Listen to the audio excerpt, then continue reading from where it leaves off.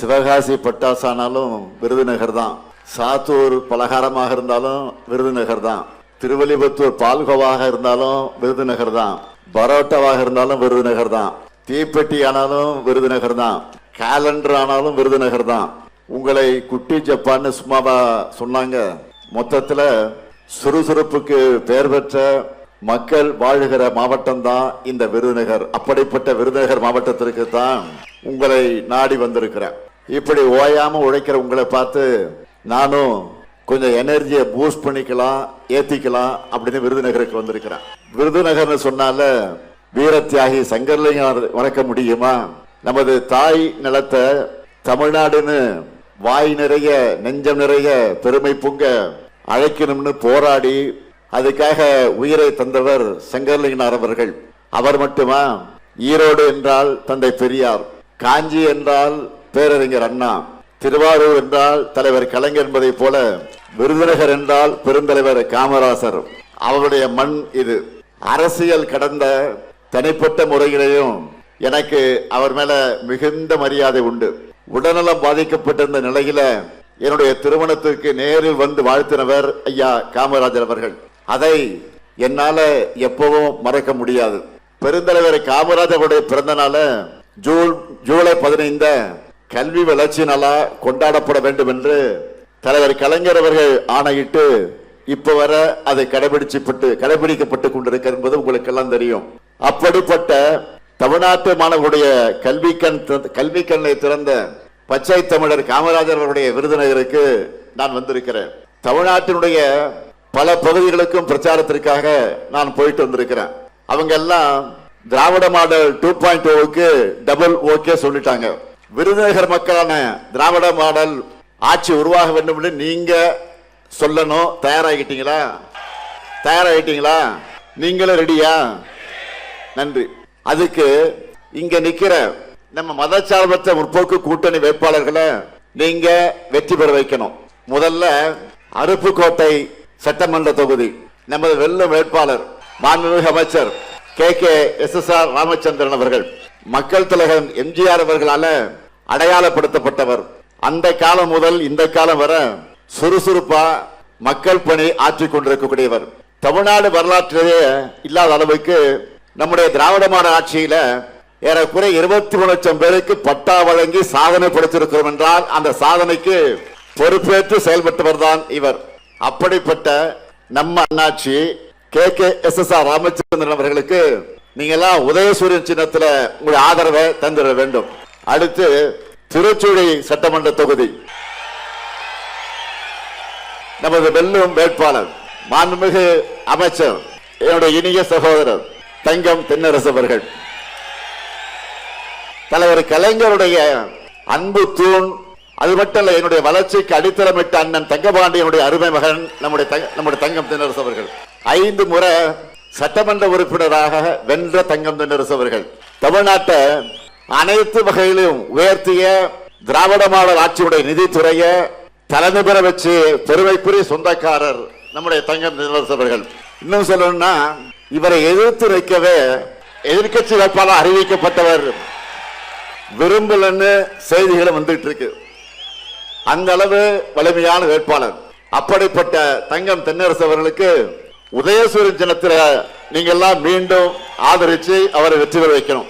அடுத்து சாத்தூர் சட்டமன்ற தொகுதி நமது வெல்லும் வேட்பாளர் கடற்கரை ராஜ் அவர்கள் மாவட்ட சேர்மனாக இருந்து மக்கள் பணி ஆற்றியவர். கழகத்தின் மேற்கு ஒன்றிய செயலாளராக தீவிர பணியை செய்து கொண்டிருக்கக்கூடியவர். அப்படிப்பட்ட கடற்கரை ராஜ் அவர்களுக்கு நீங்கள் எல்லாம் உதயசூரியன் சின்னத்துல சாத்தூர் மக்களாகிய நீங்கள் உங்களுடைய பொன்னான வாக்குகளை வழங்கிட வேண்டும். அடுத்து ராஜபாளையம் தொகுதி சட்டமன்ற தொகுதி நம்முடைய வெல்லும் வேட்பாளர் தங்கபாண்டியன் அவர்கள் 2 முறை ராஜபாளையம் சட்டமன்ற உறுப்பினராக வெற்றி பெற்று உங்களுக்கு நன்றாக அறிமுகமானவர். தொகுதி மக்களுக்காக பல்வேறு சமூக சேவை பணிகளையும் ஆற்றி வரக்கூடியவர். ராஜபாளையம் மக்கள் விரும்பக்கூடிய தங்கபாண்டியனுக்கு நீங்கள் எல்லாம் உதயசூரியன் சின்னத்தில் உங்கள் பொன்னான வாக்குகளை அளிக்க வேண்டும். அடுத்து விருதுநகர் சட்டமன்ற தொகுதி நமது கூட்டணி தோழமையான தேசிய முற்போக்கு திராவிட கழகத்தை சார்ந்த என்னுடைய அன்பு தம்பி விஜய பிரபாகரன் அவர்கள், என்னுடைய ஆர்வ நண்பர் பெருமதிப்பிற்குரிய கேப்டன் விஜயகாந்த் மற்றும் அன்பு சகோதரி பிரேமலதா விஜயகாந்துடைய அன்பு மகன் தான் இங்கே வேட்பாளராக நிற்கிறார். தேமுதிகவினுடைய இளைஞரணி செயலாளராக துடிப்போடு செயல்பட்டுக் கொண்டிருக்கக்கூடியவர். அவருக்கு நீங்கள் எல்லாம் முரசு சின்னத்தில் உங்களுடைய பொன்னான வாக்குகளை அளிக்கணும். தம்பி விஜயபிரபாகரனுக்கு வாக்கு கேட்கும் போது என்னுடைய நினைவுகள் எல்லாம் எங்கே செல்கிறது தெரியுமா? அவருடைய தந்தை, என்னுடைய இனிய நண்பர், ஆர்வ நண்பர் கேப்டன் விஜயகாந்த் அவர்கள் மக்கள் ஆணையிட்டால் என்ற ஒரு திரைப்படத்தில் வேட்பாளராக நடித்தார். அதில் நான் கௌரவ வேடமாக ஒரு பாட்டு பாடி அதில் வருவேன். அது எதற்காக என்று சொன்னால், வேட்பாளராக நிற்கக்கூடிய விஜயகாந்த் ஆதரித்து நான் பாடுகிற பாட்டு. அந்த பாட்டு கூட என்னுடைய மனசுல ஆழமா இருக்கு. கலைஞர் எழுதிய பாட்டு தான். ஆற அமர கொஞ்சம் யோசிச்சு பாரு, அடுத்த வரும் தலைமுறைய சிந்திச்சு பாரு, ஏற இறங்க இப்படின்னு பாட்டு வரும். அப்படி இவருடைய அப்பாவுக்கு ஓட்டு கேட்டு திரைப்படத்தில் நடிச்சேன். இன்று அவருடைய அருமை மகனுக்கு முதலமைச்சரா இன்றைக்கு நேரடியாக வாக்கு கேட்க வந்திருக்கிறேன். ஆகவே தம்பி விஜயபிரபாகரனை பெருவாரியான வாக்கு வித்தியாசத்தில் வெற்றி பெற வைக்க வேண்டும் என்று உங்களை எல்லாம் நான் அன்போடு கேட்டுக்கிறேன். அடுத்து சிவகாசி சட்டமன்ற தொகுதி நம்முடைய அன்பு சகோதரர் ராகுல் காந்தி அவர்களால் அறிவிக்கப்பட்ட நமது வெல்லும் வேட்பாளர் காங்கிரஸ் கட்சியை சேர்ந்த அசோகன் அவர்கள் சிவகாசி நகரமன்றத்தினுடைய துணைத் தலைவராக செயல்பட்டவர். கடந்த முறை அதே தொகுதியில உங்களுக்காக பணியாற்றியவர். மீண்டும் அசோகனுக்கு கை சின்னத்தில் நீங்க உங்க பொன்னான வாக்குகளை அளிக்க வேண்டும். நிறைவா திருவள்ளிபுத்தூர் சட்டமன்ற தொகுதி நமது வெல்லும் வேட்பாளர் இந்திய கம்யூனிஸ்ட் கட்சியை சார்ந்த திரு மகாலிங்கம் அவர்கள் பத்தராய்ப்பு தாலுகாவினுடைய இந்திய கம்யூனிஸ்ட் கட்சியினுடைய செயலாளராக தோழர் மகாலிங்கம் அவர்கள் பணியாற்றி கொண்டிருக்கக்கூடியவர். இந்த வட்டாரத்து மக்களுக்காக தொடர்ந்து செயலாற்றி வரக்கூடியவர். களத்துல தொடர்ந்து உங்களுக்காக போராடும் அவர் குரல் சட்டமன்றத்தில் ஒலிக்க தோழர் மகாலிங்கம் அவர்களுக்கு நீங்கள் எல்லாம் கதிர் அருவாள் சின்னத்தில் உங்களுடைய பொன்னான வாக்குகளை வழங்கிட வேண்டும். உங்ககிட்ட உரிமையா உங்கள ஒருத்தனா இந்த முத்துவேல் கருணாநிதி ஸ்டாலின் இந்த 7 மதச்சார்பற்ற முற்போக்கு கூட்டணி வேட்பாளருக்கு நான் ஆதரவு கேட்கிறேன். வெற்றி உறுதியா? சத்தமா? இன்னும் சத்தமா? நன்றி. வெற்றி உறுதி ஆயிடுச்சு. எனவே வேட்பாளர்கள்லாம் உட்காரலாம். சீட்டு கொடுத்தாச்சு உங்களுக்கு, உட்காருங்க.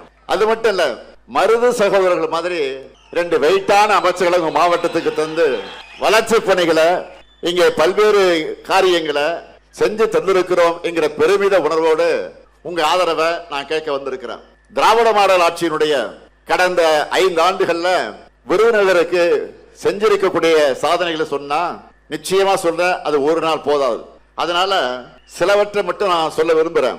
திருச்சுழி மக்களுடைய நீண்ட நாள் கோரிக்கையை நிறைவேற்றி இன்னைக்கு புதிய பேருந்து நிலையம், சிவகாசி சிறுவலிபுத்தூர் காலையில் இருக்கக்கூடிய சாட்சியாபுரத்தில் புதிய ரயில் மேம்பாலம், அருப்புக்கோட்டை மற்றும் ராஜபாளையம் அரசு மருத்துவமனைகள்ல புதிய கூடுதல் கட்டடங்கள், முடுக்கன்குளம் துணை மின் நிலையம், காரியாப்பட்டி மற்ற திருச்சூழி வட்டங்கள்ல கண்மாய்கள், அணைக்கட்டுகள் மேம்பாடு, காரியாப்பட்டி வட்டத்தில் தெற்காற்றின் குறுக்க புதிய அணை, பிளவக்கல் அணைப்பகுதியில பூங்கா, மேற்கு தொடர்ச்சி மலையின் அடிவாரத்தில் இருக்கக்கூடிய சுற்றுலா தலமான சாஸ்தா கோயில் அருவி பகுதியில மேம்பாட்டு பணிகள். இவை அனைத்துக்கும் மேலாக 40,000 பேருக்கு விருதுநகர் மாவட்டத்தில் பட்டா வழங்கப்பட்டிருக்கு. அது மட்டும் இல்ல, 1286 ஊரக குடியிருப்புகளுக்கு தாமிரபரணிய நீராதாரமாக கொண்டு கூட்டு குடிநீர் திட்ட பணிகள். இருக்கன்குடி மாரியம்மன் திருக்கோயில்ல 66 கோடி ரூபாயில அந்த மதிப்பீட்டில் திருப்பணிகள். விருதுநகர்ல ஒருங்கிணைந்த ஆயத்தாடைகள் பூங்கா, திருச்சூழியில புதிய சிப்காட் தொழிற் பூங்கா மற்றும் உணவு பூங்கா, அருப்புக்கோட்டை மருத்துவமனை மாவட்ட தலைமையிட மருத்துவமனையாக மேம்படுத்தக்கூடிய பணிகள். ராஜபாளையம் வட்டம் ஐயன்கொல்லன் கொண்டான்ல 25 ஏக்கர்ல 15 கோடி ரூபாய் மதிப்பீட்டில் புதிய தொழிற்பேட்டை. திருவள்ளிபுத்தூர்ல புதிய பேருந்து நிலையம். திருத்தங்கல் பகுதியில போக்குவரத்து நெரிசலை சரி செய்ய, அதை தவிர்க்க புதிய ரயில்வே மேம்பாலம் ஆகிய பணிகள் நடைபெற்று வருகிறது. திருச்சூழியில அரசு கல்லூரி வேணும்னு கேட்டீங்க, அந்த பணியும் தொடங்கியாச்சு. இன்னும் உங்களுக்கு என்ன வேணும்னாலும் சொல்லுங்க, விருதுநகருக்காக நிச்சயம் நான் செஞ்சு தருவேன் என்ற உறுதியை தெரிவிக்கிறேன்.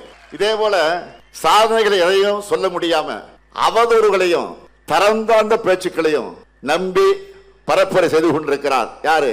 எதிர்கட்சி தலைவர் பழனிசாமி அவர்கள். பழனிசாமின்னு சொன்னா அது பொய், பித்தன் அப்படிதான் வரும்.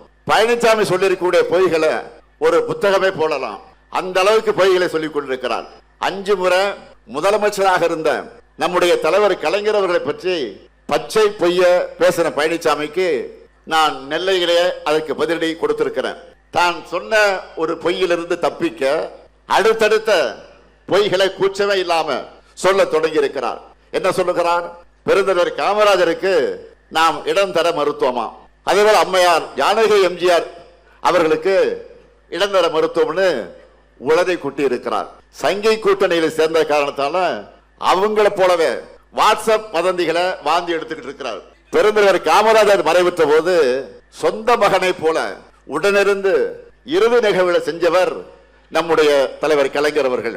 காமராஜருடைய திருவுடல தேனாம்பட்டை காங்கிரஸ் மைதானத்தில் பொதுமக்கள் அஞ்சலிக்காக வைக்கலாம்னு சொன்னப்போ அவர் ஒரு கட்சிக்கு மட்டும் தலைவர் இல்ல, எல்லோருக்குமான தலைவர், முன்னாள் முதலமைச்சர் காரணத்தால ராஜாஜி மண்டபத்திலே தான் வைக்கணும்னு சொன்னவர் தலைவர் கலைஞர் அவர்கள்.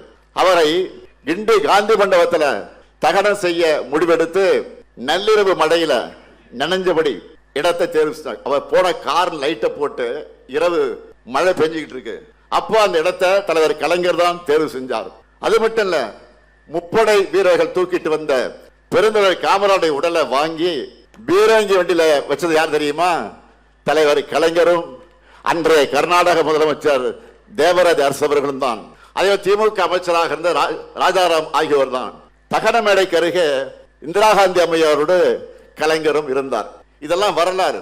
பழனிசாமி அவர்கள் சொன்ன போய் உண்மைன்னா அந்த காலத்திலே இந்த பிரச்சனை சர்ச்சையாக இருக்கும் அல்லவா, பத்திரிகையில் செய்தியாக வந்திருக்கும். ஆனா அப்படி எதுவும் நடைபெறவில்லை.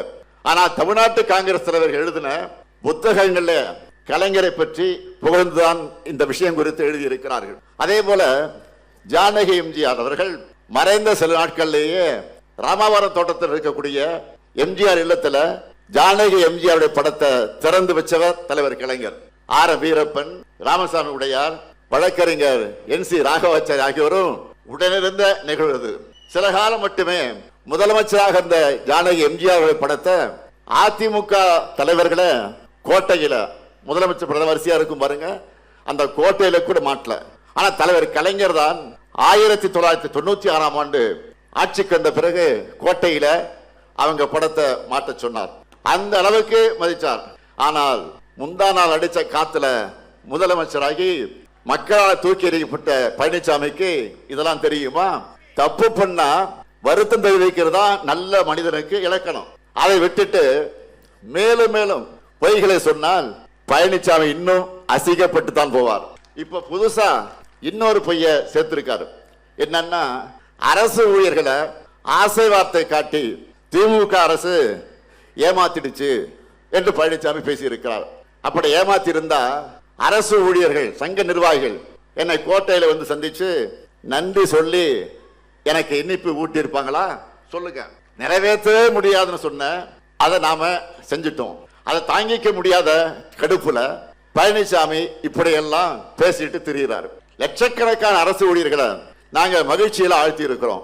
அரசு ஊழியர்களை, ஆசிரியர்களை கொடுமைப்படுத்தி கொச்சைப்படுத்தி அவங்களுக்கு தர ஊதியத்தையும் இழிவுபடுத்தி பேசிய பழனிசாமிக்கு அவங்க கிட்ட இருந்து ஸ்வீட்டும் கிடைக்காது, அவங்களோட ஓட்டும் கிடைக்காது. இதான் உண்மை. இங்க இருக்கிற நிதியமைச்சர் தங்கம் தென்னரசு உட்கார்ந்து இருக்கிறார். அதை எப்படியாவது நிறைவேற்ற வேண்டும் என்று எவ்வளவு முயற்சி எடுத்தோன்னு அவருக்கு முழு விவரம் தெரியும். நம்மோட வரிப்பணம் மொத்தத்தையும் வாங்கி பாஜக ஆளும் வடமாநிலங்களுக்கு ஒன்றிய அரசு கொடுக்கிறாங்க. இதனால் ஏற்படுத்தப்படுகிற செயற்கையான நிதி நெருக்கடி மீறி இந்த ஓய்வூதிய திட்டம் உள்ளிட்ட எல்லாவற்றையும் நாம நிறைவேற்றி காட்டி இருக்கிறோம். அரசு ஊழியர்களுக்கு மட்டுமா துரோகம் செஞ்சாரு? பழனிசாமி துரோகம் பண்ணாத தரப்பே தமிழ்நாட்டில் இருக்க முடியாது. 3 வேளாண் சட்டங்கள் ஆதரிச்சு உழவர்களுக்கு துரோகம். பொள்ளாச்சியில பாலியல் குற்றவாளிகளை காப்பாற்ற முயற்சி பண்ணி பெண்களுக்கு துரோகம். குடியுரிமை திருத்த சட்டம், திருத்த சட்டம், பாஜகவோட எல்லா சட்டத்துக்கும் ஆதரவு கொடுத்து சிறுபான்மை சமூகத்துக்கு துரோகம். கட்சியில உங்களை வளர்த்து விட்ட செங்கோட்டையனுக்கு துரோகம். பதவி கொடுத்த அம்மையார் சசிகலாக்கு, தினகரனுக்கு துரோகம். சகோதரர் OPS அவர்களுக்கு துரோகம்.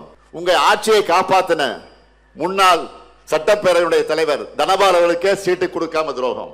எல்லாத்துக்கும் மேல மாநில உரிமைகளுக்கு எதிராக செயல்பட்ட பாஜகவை எதிர்த்த அம்மையார் ஜெயலலிதா அவர்களுக்கு அதே பாஜகவோட இன்றைக்கு கூட்டணி வச்சு துரோகம் செஞ்சிருக்கிறார். இப்ப நான் சொன்ன துரோகத்தை உங்களால் என்ன முடிஞ்சிச்சா? ஆனா பழனிசாமியுடைய தோல்விகளை நீங்க எண்ணிடலாம். ஏற்கனவே 10, அடுத்த 11 இல்லையா? பாகுபலி படத்துல சத்யராஜை பார்த்து சொல்ற மாதிரி ஒரு டைலாக் வரும், விசுவாசத்துக்கு ஒரு உருவம் இருந்தா அது நீதான் கட்டப்பா அப்படின்னு ஒரு வசனம் வரும். அது போல துரோகத்துக்கு ஒரு உருவம் கொடுத்தா அது பழனிசாமி தான். இப்படி தன்னையே நம்பிய அத்தனை பேருக்கு அல்வா கொடுத்த பழனிசாமி பேசுறத மக்கள் எப்படி நம்புவாங்க? அதுவும் நீங்க ஆட்சி செஞ்ச லட்சணத்தை தான் தமிழ்நாடு 4 வருஷம் பார்த்துச்ச. அதுக்கெல்லாம் முடிவு கட்டி 2021 ஆட்சிக்கு வருவதற்கு முன்பு சொன்ன வாக்குறுதிகள் எல்லாம் படிப்படியா நிறைவேற்றி மக்கள் நம்பிக்கை பெற்ற அரசு நம்முடைய திராவிட மாடல் அரசு. வெற்றி பெற்ற தொகுதி, வெற்றி பெறாத தொகுதி, வெற்றி பெற்ற மாவட்டம், வெற்றி பெறாத மாவட்டம் என்கிற எந்த பாகுபாடும் காட்டாம எல்லா பகுதிகளையும் வளர்த்தெடுத்து இருக்கிறோம். அதனாலதான் நகர்ப்புற உள்ளாட்சி தேர்தல் 2024 நாடாளுமன்ற தேர்தலில் தமிழ்நாடு முழுக்க முழு வெற்றிய மக்கள் நமக்கு கொடுத்தாங்க. இப்போ 2030 ஆண்டுக்குள்ள தமிழ்நாட்டை எப்படியெல்லாம் வளர்க்க போகிறோம், வளர்த்தெடுக்க போகிறோம்னு தொலைநோக்கு கொண்ட செயல் திட்ட அறிக்கையா திமுகவுடைய தேர்தல் அறிக்கையை வெளியிட்டிருக்க. திமுகவுடைய தேர்தல் அறிக்கையை வெளியிட்டிருக்கிறான். அதாவது நம்ம சூப்பர் ஸ்டாரை களத்துல இறக்கி நான் பிரச்சாரத்தில் இறங்கி இருக்கிறேன். ஒரு பாட்டு வரும், சூப்பர் ஸ்டார் யாருன்னு கேட்டா சின்ன குழந்தைங்க சொல்ற பாட்டு ஞாபகம் இருக்கு அவங்களுக்கு? அந்த மாதிரி இது சூப்பர் ஸ்டார். இப்போ எல்லாரும் இதை தான் பேசுறாங்க. என்ன பேசுறாங்க? மகளிருக்கு மாதம் 1000 ரூபாய் உரிமை தொகை சொன்னோம். இன்னைக்கு இந்தியாவுக்கு மாடலா நம்ம கலைஞர் மகளிர் உரிமை திட்டம் மாறிடுச்சு. இந்த திட்டத்தால பலருடைய வாழ்க்கையை மாறிடுச்சு. செல்வி என்ற சகோதரி ஒரு பேட்டி கொடுத்திருக்காங்க, நீங்களும் பார்த்திருப்பீங்க, நானும் பார்த்தேன். கணவரை இழந்துட்டாங்க, 2 பெண் பிள்ளைகள். வீட்டு வேலைக்கு போய் குடும்பத்தை காப்பாத்துறாங்க. தினமும் ஒரு வீட்டை சுத்தம் பண்ணி பாத்திரங்கள் எல்லாம் கழுவி வைக்கணும்னா அதுக்கு குறைஞ்ச 1 மணி நேரம் 2 மணி நேரம் ஆகிடும். இப்படி நிறைய வீடுகளுக்கு போய் வேலை பார்க்கணும், உடம்பெல்லாம் வலிக்கும். ஆனா இப்ப மாசம் 1000 ரூபாய் மகளிர் உரிமை தொகை கிடைக்கிறதுனால ஒரு வீட்டை குறைச்சிட்டேன்னு அவங்க சொல்றாங்க. வெறும் 1000 ரூபாய் இதை வச்சு என்ன பண்ண முடியும்னு கேட்டாங்களா? செல்வி போன்ற சகோதரிகளுக்கு தினமும் 1 மணி நேரம் ஓய்வை இந்த திட்டம் வழங்கி இருக்கு. இனி அந்த மகளிர் உரிமை தொகை மாசம் 1000 இல்ல 2000 ரூபாயாக அதிகப்படுத்தி வழங்கப்படும். தாய்மார்கள்லாம் ஹாப்பியா? தாய்மாரை கை கூட்டி ஹாப்பின்னு சொல்லுங்க. அதுக்கு ட்ரெய்லர் தான் கோடைக்கால சிறப்பு நிதி. அந்த நிதியை சேர்த்து அண்மையிலே கொடுத்த 5000 ரூபாய் வந்துச்சா இல்லையா? அதே போல மதுரையை சார்ந்த அர்ச்சனா என்கிற சகோதரி காலை உணவு திட்டத்தால பயனடைந்து கொண்டிருக்கக்கூடிய கதையை சொன்னாங்க. வசதி இல்லாத காரணத்தால ஒரு நாளைக்கு ஒரு வேளை தான் சமைப்போம், காலையில சமைக்க மாட்டோம். முன்னாடி எல்லாம் சாப்பிடாம பள்ளிக்கூடத்துக்கு போன என் பெண்ணுக்கு இப்போ காலை உணவு திட்டத்தால டைமுக்கு சூடான உணவு கிடைக்குது. அதுவும் சாம்பார்ல போடக்கூடிய காய்கறிக்காகவே விரும்பி சாப்பிடுறான். சிலம்ப போட்டி இருக்கு பாருங்க, அந்த சிலம்பம் போட்டியில கலந்துக்கிட்டு நிறைய பரிசுகள் எல்லாம் வாங்கிட்டு இருக்கிறான். நான் படிச்ச காலத்துல இப்படி எல்லாம் ஒரு திட்டம் இருந்திருந்தா நானும் காலேஜுக்கு போய் படிச்சு பெரிய ஆளாகிருப்பேன் என்று நெகிழ்ச்சியோடு சொல்றாங்க. அந்த காலை உணவு திட்டத்தையும் அடுத்து அமைய உள்ள நம்முடைய ஆட்சியில இப்போ 5ஆம் வகுப்பு வரை தான் இப்போ. ஆனா நாம மீண்டும் வெற்றி பெற்ற ஆட்சிக்கு வர்றப்போ 8ஆம் வகுப்பு வரை அந்த திட்டத்தை விரிவுபடுத்திருக்கோம். இப்படி நம்முடைய ஒவ்வொரு திட்டத்துக்கு பின்னாடியும் ஒரு குடும்பம், ஒரு தலைமுறை, ஒரு ஊரே வளர்ச்சி அடைந்த கதைகள் நிறைய இருக்கு. இளைஞர்களுக்கெல்லாம் கட்டணம் இல்லாமல் வேலைவாய்ப்புக்கான திறன் பயிற்சிக்கு வழங்க நான் முதல்வன் திட்டத்தை அடுத்த கட்டமா நான் முதல்வன் 2.0 செயல்படுத்த போறோம். அதே போல புதுமை பெண் தமிழ் புதும் திட்டத்துல கல்லூரிக்கு போகக்கூடிய மாணவர்களுக்கு இப்ப மாதம் 1000 வழங்கிட்டு இருக்கோம் இல்லையா? இனி அதை 1500 ரூபாய் உயர்த்தி வழங்க போறோம். அது மட்டுமல்ல, மாணவர்களுக்கு 5 ஆண்டு காலத்துல வர இருக்கக்கூடிய 5 ஆண்டு காலத்துல 35 லட்சம் கல்லூரி மாணவர்களுக்கு லேப்டாப் கொடுக்கும். முதியோர், மாற்றுத்திறனாளிகள், ஆதரவற்ற பெண்கள் என எல்லோருக்குமான உதவித்தொகையும் டபுள் மடங்காக உயர்த்தி வழங்கப்பட இருக்கு. எல்லா சட்டமன்ற தொகுதிகளிலும் முதல்வர் படைப்பகங்கள் அமைக்க போறோம். இது நூலகம் மட்டுமல்ல, மீட்டிங் ரூம், ஆபீஸ் ரூம், அதிவேக இன்டர்நெட் வசதி, எல்லா வசதிகளும் கொண்ட கட்டடமாக முதல்வர் படைப்பகம் இருக்கும். தனியார்ல ஆயிரக்கணக்கான செலவாகிற வசதிகளை மிக மிக குறைந்த கட்டணத்துல வழங்க போறோம். பால் கொள்முதல் விலைய லிட்டர் ஒன்றுக்கு 5 ரூபாய் உயர்த்தி வழங்க போறோம். எல்லாத்துக்கும் மேல பெண்கள் ஒவ்வொருத்தரும் மகிழ்ச்சி அடையக்கூடிய வகையில ஒரு அருமையான திட்டம், ஒரு அல்டிமேட் அறிவிப்பை வெளியிட்டு இருக்கிறோம். என்னன்னு தெரியும் உங்களுக்கு? இல்லத்தரசி திட்டம். எல்லாரும் இதுக்காக தான் வெயிட் பண்ணிட்டு இருந்தீங்க. என்ன இல்லத்தரசி திட்டம்? 8000 ரூபாய் கூப்பன். எதுக்கான கூப்பன்? இல்லத்தரசிகளான நீங்க உங்களுக்கு தேவையான வீட்டு உபயோக பொருளை உங்க ஊர்ல உங்களுக்கு விருப்பமான கடையில உங்களுக்கு பிடிச்ச மாதிரி வாங்கிக் கொள்வதற்கான கூப்பன். புதுசா வாங்கிக்கலாம், பழசை கொடுத்துட்டு எக்ஸ்சேஞ்சும் பண்ணிக்கலாம். என்ன வாங்கணும், எப்படி வாங்கணும், எந்த கடை, எந்த கலர், எல்லாமே உங்களுடைய சாய்ஸ் தான். உங்க கனவு யாராவது தலையிட்டா விடாதீங்க, சும்மா உங்க இஷ்டத்துக்கு உங்க சாய்ஸ் இது. இந்த கூப்பனை கொடுத்து என்னென்ன வாங்கலாம், எதை விரும்பி கேட்கலாம் நீங்க? Washing machine, fridge, TV, grinder, mixie, microwave அவன், மின் அடுப்பு போன்ற எந்த பொருளையும் நீங்க வாங்கிக்கலாம். என்னை பொறுத்தவரை நம்ம குடும்ப தலைவருடைய வீட்டு வேலை சுமை பெருமளவு குறைஞ்சிரும். அதுதான் இந்த திட்டத்துடைய முக்கிய நோக்கம். இன்னைக்கு தமிழ்நாடு முழுக்க இந்த திட்டத்தை பத்தி தான் எல்லோரும் மகிழ்ச்சியா பேசிட்டு இருக்காங்க. ஒருத்தர் தான் சோகமா இருக்காரு. யார் அவரு? பழனிசாமி. இல்லத்தரசி திட்டத்தை கிடைச்ச வரவேற்பை பார்த்துட்டு இதுல திமுக காரங்க கமிஷன் அடிப்பாங்க என்ற அடிப்படை இல்லாம புலம்பிட்டு இருக்காரு. பணத்துக்கு பதிலாக கூப்பன் தரோம், மக்கள் கடையில கொடுத்து பொருளை வாங்கிக்க போறாங்க. இதுல எங்க ஊழலும் கமிஷன் வந்துச்சு? தன்னை போலவே பழனிசாமி எல்லோரையும் நினைச்சிட்டாரு. எது எப்படியோ இல்லத்தரசி அறிவிப்பால் எதிர்கட்சி தலைவர் பழனிசாமி இப்போ ஃபியூஸ் போன சாமி ஆயிட்டாரு. தேர்தல் அறிக்கையில இன்னும் சில அறிவிப்புகள் இருக்கு. தொழிற்சாலைகள் அதிகம் உள்ள நகரங்கள்ல பெண்கள் வேலைக்கு செல்வதை எளிதாக்கும் பொருட்டு 1000 குழந்தைகள் காப்பகங்கள் உருவாக்க போறோம். திராவிட மாடல் 2.0ல பிற்படுத்தப்பட்டோர், மிகவும் பிற்படுத்தப்பட்டோர், சீர்மரபினர் ஆகியோர் தொழில் தொடங்குவதற்கு உச்சவரம்பு 30 லட்சம் ரூபாயாக உயர்த்தப்படும். கட்டுமான தொழிலாளர்களுக்காக தமிழ்நாடு முழுக்க 500 உழைப்பாளர்கள் கூடங்கள் அனைத்து வசதிகளோடு அமைக்கப்படும். மகளிர் சுய உதவி குழு பெண்கள் ஷேர் ஆட்டோ வாங்க மானியத்தோடு கூடிய வங்கி கடன் பெற்று தரப்படும்.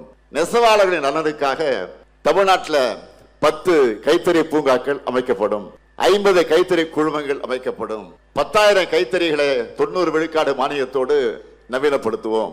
முதியோர்களுக்கான அன்புச்சோலை இல்லங்கள் எல்லா மாவட்டங்களிலும் அமைக்கப்படும். அனைத்து தரப்பு அரசு பள்ளிகளையும் 100 விழுக்காடு ஸ்மார்ட் வகுப்பறைகள் அமைக்கப்படும். கலைஞர் கனவு இல்லம் உள்ளிட்ட திட்டங்கள் மூலமா வீடற்ற ஏழைகளுக்கு அடுத்த 5 வருஷத்துல 10 லட்சம் வீடுகள் கட்டித்தரப்படும். இங்க இருக்கக்கூடிய விருதுநகர் சுற்று வட்டார மக்களை மகிழ்விக்க ஸ்பெஷல் வாக்குறுதிகளும் இருக்கு. என்னன்னா, விருதுநகர் தூத்துக்குடியில பசுமை பட்டாசு உற்பத்தி ஊக்குவிக்கப்படும். தமிழ்நாடு பனைமர தொழிலாளர்கள் நல வாரியத்தில் பதிவு செஞ்சிருக்கக்கூடிய பனை தொழிலாளர்களுக்கு தேவையான பனைமரம் ஏறக்கூடிய கருவிகள் உட்பட இதர கருவிகள் 100 விழுக்காடு மானியத்தோடு வழங்கப்படும். தமிழ்நாடு பனைமர தொழிலாளர்கள் நல வாரியத்தில் பதிவு செஞ்சிருக்கக்கூடிய பனை தொழிலாளர்களுக்கு காப்பீடு வசதி ஏற்படுத்தப்படும்.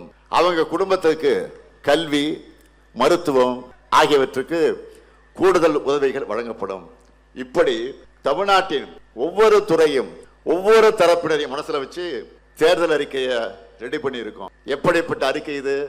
6லிருந்து 60 வரை, பெண்கள் முதல் ஆண்கள் வர, இளைஞர்கள் முதல் முதியோர் வர.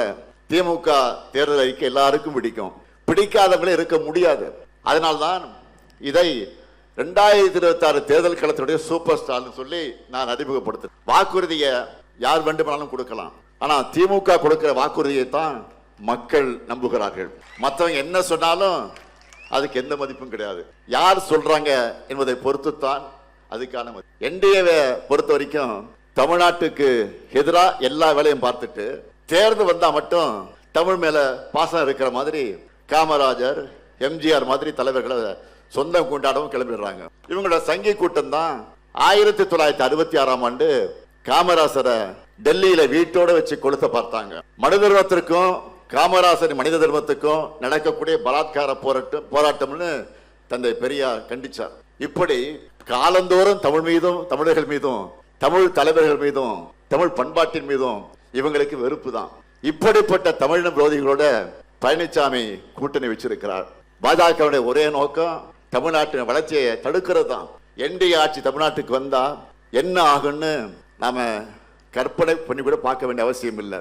இந்தியா முழுக்க பாஜக புகுந்த மாநிலங்கள் என்ன கதியில் இருக்கு, பாஜக கூட கூட்டணி சேர்ந்த தலைவர்களும் கட்சிகளும் என்ன ஆனாங்கன்னு பார்த்தால நமக்கு பதில் கிடைச்சிடும்.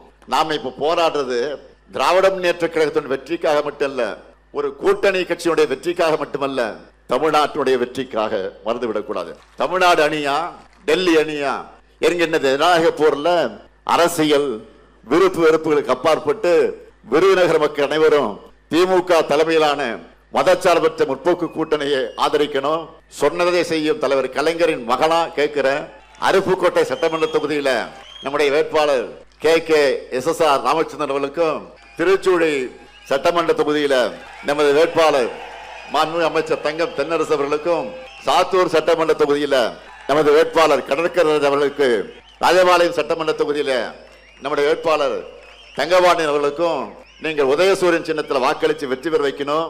அதே போல விருதுநகர் சட்டமன்ற தொகுதியில நமது தோழமை கட்சியான தேமுதிகவினுடைய வெல்லும் வேட்பாளர் நம்முடைய மதிப்பிற்குரிய கேப்டனின் மகன் விஜயபிரபாகரன் அவர்களுக்கு முரசு சின்னத்தில் வாக்களித்து பெருவாரியான வாக்கு வித்தியாசத்தில் வெற்றி பெற வைக்கணும்.